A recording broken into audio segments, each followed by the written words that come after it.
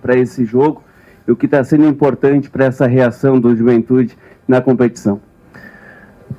O mais importante boa noite. O mais importante da reação do Juventude na competição é o compromisso e o comprometimento coletivo. E dentro disso, cada jogo vamos ter os protagonistas, os destaques individuais. Mas para mim o mais importante é o coletivo, independente de quem joga, de quem não joga. Eu disse isso no meu retorno, né, que o desafio também do treinador é recuperar atletas, dar mais informações, melhorá-los. Eu gosto disso, desse desafio de tentar acrescentar na carreira deles e a resposta está sendo muito boa, porque eles têm acreditado naquilo que está sendo passado, naquilo que está sendo proposto. A gente fica feliz com as coisas que estão acontecendo, né? O caminho é muito longo, sem euforia demais, acho que tudo que é demais atrapalha um pouco. Foi bom, foi um grande jogo, uma vitória, e domingo tem outra decisão, e vai ser assim até o final. E Thiago, chamou a atenção também o comportamento tático da equipe diante de um Vasco que tem toques rápidos, curtos, e foi assim que ganhou do Santos, abriu seu espaço, vinha de uma vitória de 6-0, e o Juventude controlou bem essa possibilidade, esse ímpeto do adversário, né? Como é que foi esse entendimento de tua parte com o grupo de jogadores para que tão rapidamente, né, desde a tua chegada, houvesse essa compreensão? Como eu disse, os poucos períodos e sessões de treino que a gente tem, mesmo com um tempo pequeno, um volume baixo, a gente tenta aproveitar, dar o máximo de informações, sempre complementar de maneira setorizada. A gente tem feito alguns vídeos de correção, isso é também muito importante, otimiza o tempo, já que a gente não tem ainda tanto tempo para poder treinar e buscar ainda mais evolução. A gente fez um jogo hoje seguro, um jogo bem de uma constância muito boa durante os 90 minutos. Claro que grande parte do tempo nós ficamos sem a bola, até porque era uma ideia e também é uma imposição do adversário pela maneira de jogar e pela capacidade individual e coletiva do Vasco, tendo em vista o que foi o último jogo contra o Santos. Então sabíamos da dificuldade, né? A ideia de ajustar um pouco mais as linhas e tentar controlar melhor o centro do campo, não preocupando tanto com a profundidade, já que é uma característica do Fernando de jogar com a bola, não ter tanta profundidade. Pelo menos é o que eu tenho visto em alguns jogos que a gente acompanhou antes de enfrentá-lo. E muito deve ter se questionado pelo começo do Nenê, né? E é justamente por isso, a gente conseguir fazer um quadrado no meio, encher mais. O Vasco é um time que enche muito o lado da bola, né? E a gente tentou fazer essa igualdade para poder competir como eles competiram.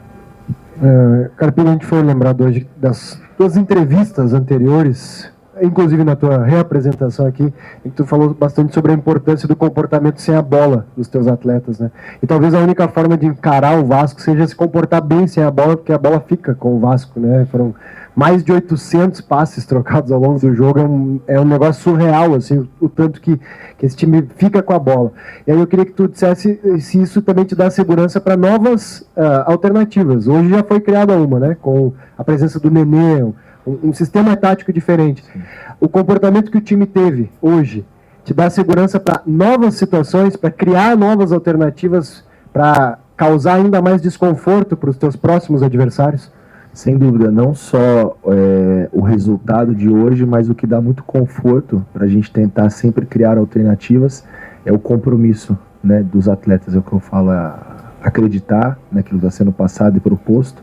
Então isso vai nos dando, sem dúvida, muita segurança. É a segunda vez que eu enfrento o Vasco nesse mesmo campeonato. Claro que naquele momento era o início do Diniz, até que ele nem participou desse jogo. Quem fez foi o Felipe, mas a gente conhece como todas as pessoas e eles também nos conhecem, então a gente tinha muita informação também para passar para o adversário. Vencemos naquela ocasião e fomos felizes hoje novamente. O Vasco, como você disse, é um time que trocou mais de 800 passes e eu não me preocupei com esse passe para trás, esse passe de controle fora da zona de perigo, não um passe dentro das nossas linhas, o passe ali onde eles agrupavam um número grande de atletas, como é característica, para trás da linha da bola. A gente não era os nossos gatilhos de pressão. Então acho que foi tudo bem organizado e o comportamento coletivo a gente vê, na verdade o comportamento individual, sem a bola, os compromissos, a gente fica muito claro. Hoje no Batalha, que é um jogador que eu cobro muito isso dele, Enio, Matheus, Veron, principalmente esses caras de lado e de frente, né? Normalmente os atacantes eles têm um pouco menos de compromisso sem a bola e E a gente cobra muito, a gente dá as alternativas do jogo e dá liberdade para eles jogarem, mas sem a bola as funções são bem determinadas e eles têm cumprido de maneira absurda. Quanto que está buscando melhorar nessa parte defensiva? A gente sabe que o Juventude sofreu bastante gols, mas agora a gente vê também, por exemplo, os jogos do Reginaldo, né? Participando também ofensivamente. O Wilker também muito seguro hoje. No último jogo teve um erro, por exemplo, do Abner, mas seguiu hoje jogando. Como é que você está corrigindo isso? Como está passando também essa tranquilidade para esse setor defensivo que é importante para a equipe? O erro ele vai continuar acontecendo. O que a gente tem que minimizar é o erro grande, o erro que nos custa o resultado. O erro faz parte do processo de evolução coletiva e de amadurecimento do Abner. Fez um jogo seguro hoje. Não me apego a esses erros, não. A minha função é corrigir, é melhorar e dar confiança para ele continuar fazendo aquilo que está sendo proposto. Fez um jogo bom, um jogo seguro. É só a nossa terceira partida e nós não conseguimos repetir uma linha defensiva. Se você observar do jogo do Corinthians, jogo do Vitória e esse jogo. Alguns por opção minha e outros por necessidade. Isso também causa uma certa dificuldade para você ajustar as linhas defensivas. Não que a função defensiva seja só da última linha, mas quando se tem um compromisso como tu teve o Talhari, o Nenê com a idade que tem, tendo que cumprir função, o Batalha cumprindo função, todos fazendo dentro daquilo que foi proposto, facilita também a linha defensiva. Se você não tiver essa competitividade individual, você pode trocar a linha defensiva que você quiser, que você vai sofrer.